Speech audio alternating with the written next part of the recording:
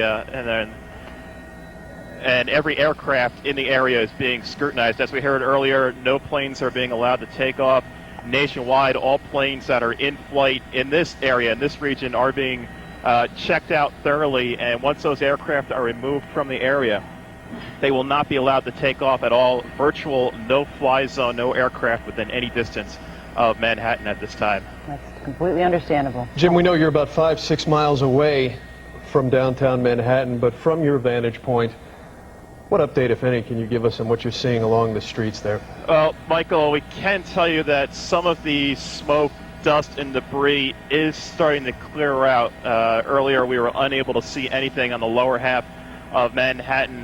We are currently looking towards the Battery Park area, and we could see some buildings now becoming visible that we were unable to see earlier. We have noticed a lot of boats heading away from the lower Manhattan area, boats that were possibly down at the ferry terminal near Battery Park, or also along the west side, the lower west side. Now we can tell you that the smoke itself is drifting out towards Brooklyn and Queens. We can see one line of smoke that extends clear out to pretty much Coney Island at this time. As we mentioned earlier, some of the buildings that were covered completely earlier now becoming somewhat visible towards the lower west side of Manhattan. We should remind people that are trying to get information that the phone lines, as you'd imagine, have been overwhelmed. And Jim, still word that travel into and out of the city completely restricted.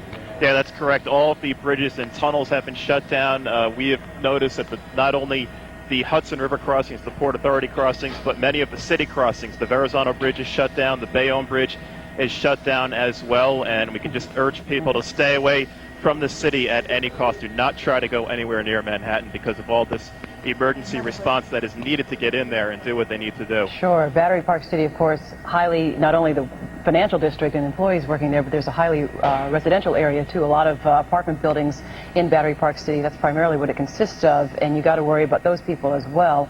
We're efforting videotape from the ground. These are going to be, when you get ready to see them, they're going to be fresh pictures, unedited pictures of course, people running, rescue crews trying to help, and we want to warn you that we have not been able to see them, and you'll be seeing them live as they happen. But again, you're looking at, okay, let's go ahead and roll that tape.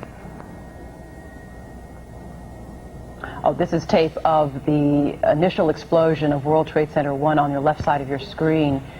And that's the collapse there earlier today, about 10 o'clock of World Trade Center 1. Yeah, very difficult to keep track of time in these types of events. However, we can tell you, of course, that the first crash happening before 9, the second one 18 minutes later, and then, of course, a third explosion and collapse of one tower, followed by an explosion of another. Now, here is that unedited tape.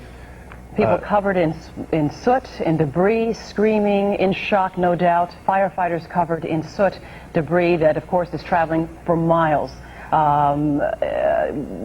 The two towers, 110 stories tall each, and as Michael O'Looney reported a moment ago, 40 to 50,000 people working in those towers every day. A national alert. All federal buildings in Washington, D.C. have been evacuated, and, of course, they're trying to evacuate all the buildings in lower Manhattan, no doubt. All firefighters, off-duty firefighters have been called, and you're looking at incredible dirt